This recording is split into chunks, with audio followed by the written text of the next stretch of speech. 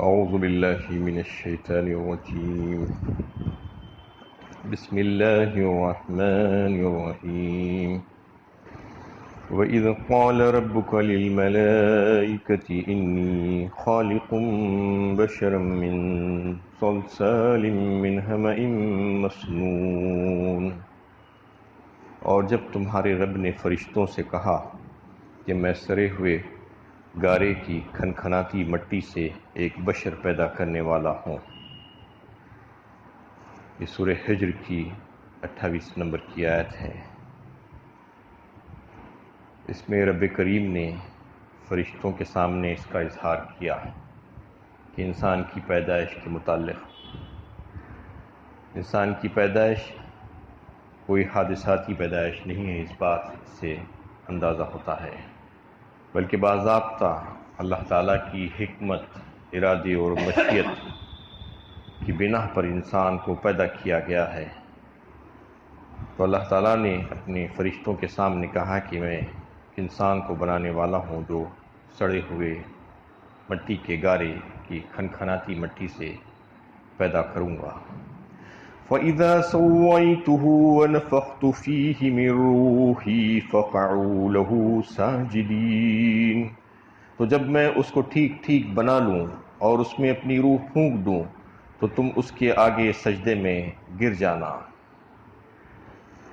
اب اصل بات اس میں یہ بتائی گئی کہ انسان صرف جسم نہیں ہے بلکہ جسم اور روح کا مجموعہ ہے. یعنی جب میں اس انسانی شکل میں ڈھال دوں اس مٹی کے پتلے کو، اس کی تخلیق مکمل کر لوں تو تم سب اس کے آگے سجدہ کر لینا.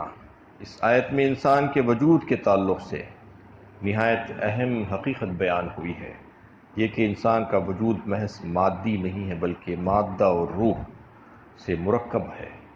یہ روح ایک جوہر لطیف ہے جو علم، عقل، گویائی اور خیر و شر میں تمیز کرنے کی خوب جیسے صفات کی حامل ہے، اور اسی خصوصیت کی بنا پر وہ ایک بہترین اور اشرف مخلوق قرار پایا.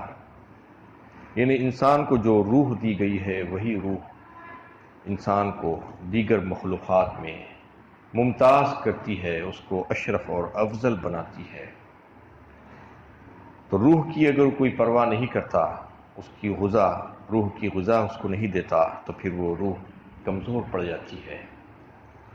جسم کے پیچھے تو انسان بہت کوشش کرتا ہے جسم کو سجانے، سنوارنے، اس کو تندرست صحت مند رکھنے کے لیے، جبکہ جسم تو مٹی سے پیدا کیا گیا ہے اور مٹی میں چلے جائے گا. روح اللہ کے پاس سے آئی ہے، یہ اللہ کا حکم ہے. یسألونک عن الروح قل الروح من امر ربی فرمایا سورہ بنی اسرائیل میں اللہ تعالیٰ نے.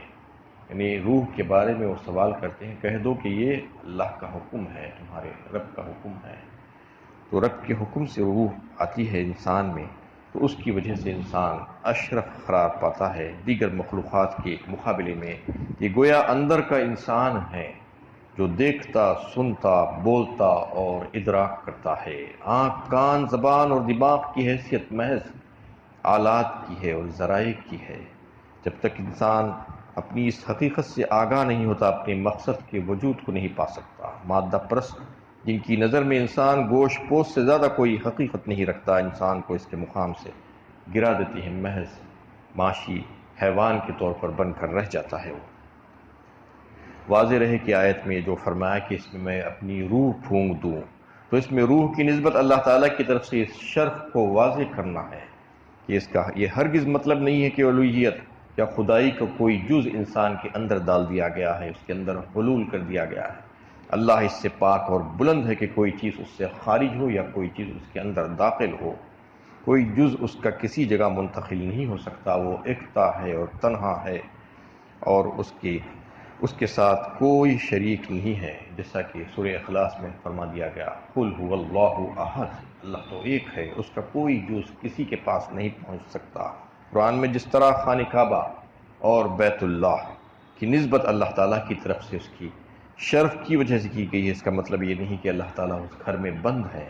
اسی طرح یہاں روح کی نسبت اللہ کی طرف اس کے فضل و شرف کی بنا پر کی گئی ہے. تو اس میں یہ بتانا مقصود ہے کہ اللہ تعالیٰ نے انسان کو انتہائی ممتاز بنایا۔ وَلَقَدْ كَرَّمْنَا بَنِي آدم فرمایا ایک مقام پر سورہ بنی اسرائیل میں، اکرام بخشا ہم نے بنی آدم کو، تو یہ صرف اس کی روح کی بنا پر، تو روح کی جو ہے اچھی طریقے سے دیکھ بھال انسان کو کرنا چاہیے تاکہ وہ روح اندر سے اس کی اچھی اور بہترین تندرست توانا ہو جائے، تو پھر وہ اچھا انسان بن سکے گا۔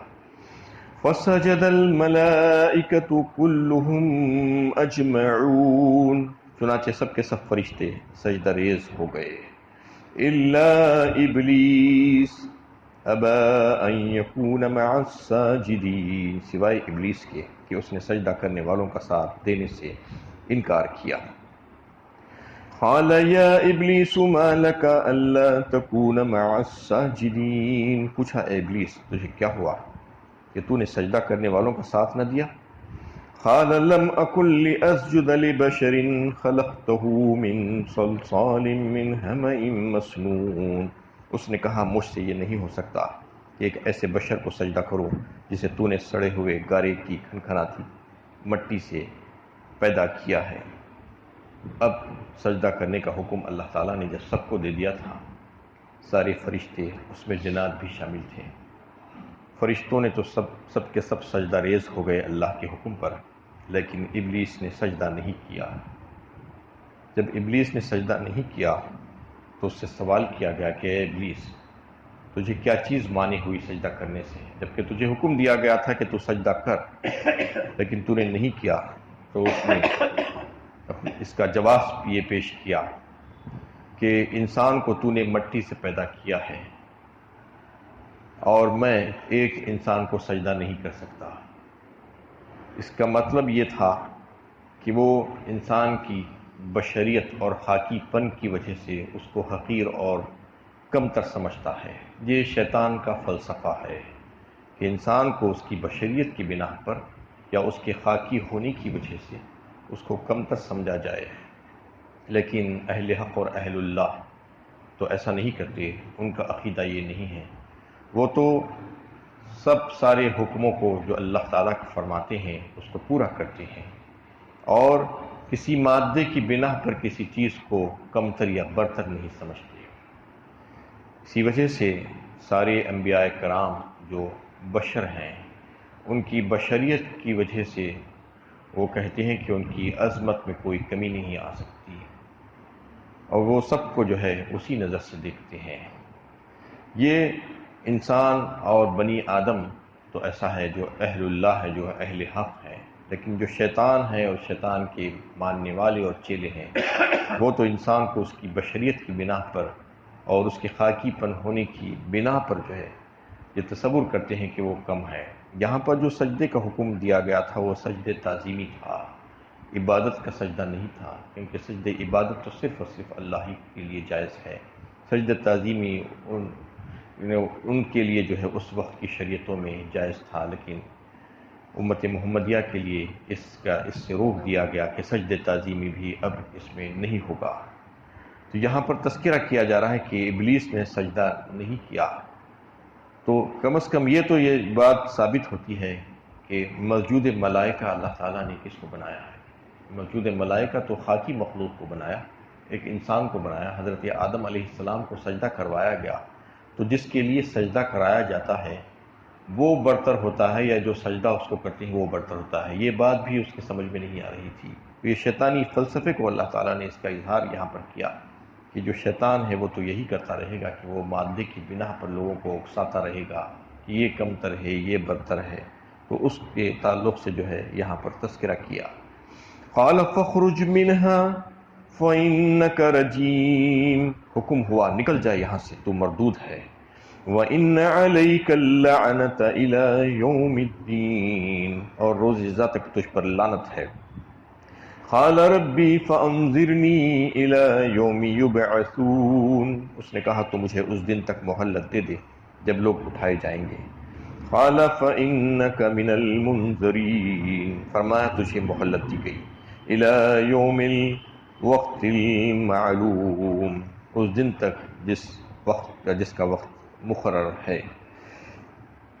اب جب اس نے نافرمانی کر دی اپنے رب کی تو رب کی طرف سے حکم ہوا کہ تو مردود ہے، تو اس پر لعنت ہے، تو یہاں سے نکل جا، تو یہاں پر رہنے کے لائق نہیں ہے۔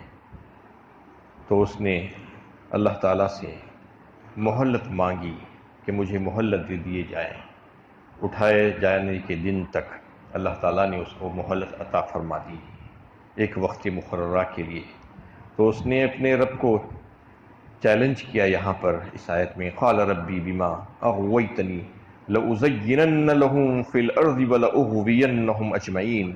اس نے کہا کہ میرے رب، چونکہ تو نے مجھے بہکایا ہے، اس لیے میں زمین میں ان کے لیے دل فریبیاں پیدا کروں گا اور ان سب کو بہکاؤں گا، الا عبادک منہم المخلصین، سوائے تیرے ان بندوں کے جن کو تو نے ان میں سے خاص کر لیا۔ قال هذا صراط علی مستقیم، فرمایا یہ سیدھی راہ ہے جو مجھ تک پہنچتی ہے۔ تو شیطان نے رب کریم سے یہ وعدہ کیا اور چیلنج کیا اس کے سامنے کہ دنیا کو ان لوگوں کے سامنے ایسا دل فریب بنا دوں گا، ایسا خوشنما بنا دوں گا کہ وہ خدا اور آخرت کو بھول جائیں گے اور تیری نافرمانی کرنے پر آمدہ ہو جائیں گے، اور انہیں ایسے سبز باغ دکھاؤں گا کہ وہ میرے پیچھے چل پڑیں گے۔ یعنی میرا جادو تیرے ان بندوں پر نہیں چل سکے گا جن کو تو نے اپنے لیے خالص کر لیا ہے، اور پھر خود ہی کہہ دیا کہ یہ سب کے لیے نہیں، الا عبادک منہم المخلصین، جو اللہ کے چنندہ بندے ہیں، منتخبہ بندے ہیں، جو واقعی میں اللہ تعالیٰ سے محبت کرتے ہیں اور اس کی عبادت کرتے ہیں، اس سے جڑے ہوئے ہیں، وہ بندوں پر شیطان کا زور نہیں چلے گا۔ شیطان نے خود کہہ دیا۔ اللہ کے کسی بندے کو خالص کرنے کا مطلب یہ ہے کہ اس کی توفیق سے وہ صرف اللہ کا بندہ بن کر رہا ہو۔ اللہ کی توفیق انہی کو نصیب ہوتی ہے جو اپنے کو اس کا مستحق بناتے ہیں۔ کہ اللہ تعالیٰ نے خود فرمایا، قال ھذا صراط علی مستقیم، جو میرا سیدھا راستہ ہے اس پر جو چلے گا تو پھر اس کو توفیق ملے گی۔ یہ سیدھی راہ سے مراد اللہ کے مخصوص اور مقبول بندوں کی راہ ہے، جیسا کہ اس سے پہلے اس کی بعد والی آیت میں واضح ہے، اور سورہ فاتحہ میں بھی اللہ تعالیٰ نے اس کو تذکرہ کیا، صراط الذین انعمت علیہم کہہ کر کے ان کی راہ جن پر تو نے انعام فرمایا ہے سے تعبیر کیا گیا۔ یہ توحید اور اللہ کی عبادت اور اطاعت کی راہ ہے جس کا نام اسلام ہے۔ تو اس میں کہہ دیا گیا کہ وہ میرے خاص بندے جو ہیں وہ میری راستے پر چلیں گے، صراط مستقیم پر۔ اور شیطان نے بھی اس بات کا اقرار کیا کہ جو تیرے خاص بندے منتخبہ بندے ہوں گے ان پر میرا زور نہیں چلے گا، اس کے علاوہ سارے کے سارے جو بندے ہیں ان کے اوپر میں ایسی دل فریبیاں پیدا کر دوں گا، دنیا کی ایسی خوشنما بنا کر دکھاؤں گا کہ وہ میری بات مانیں گے اور تیری نافرمانی کریں گے۔ اللہ تعالیٰ سے دعا ہے کہ اللہ تعالیٰ ہمیں صحیح علم و عمل کی توفیق عطا فرمائے۔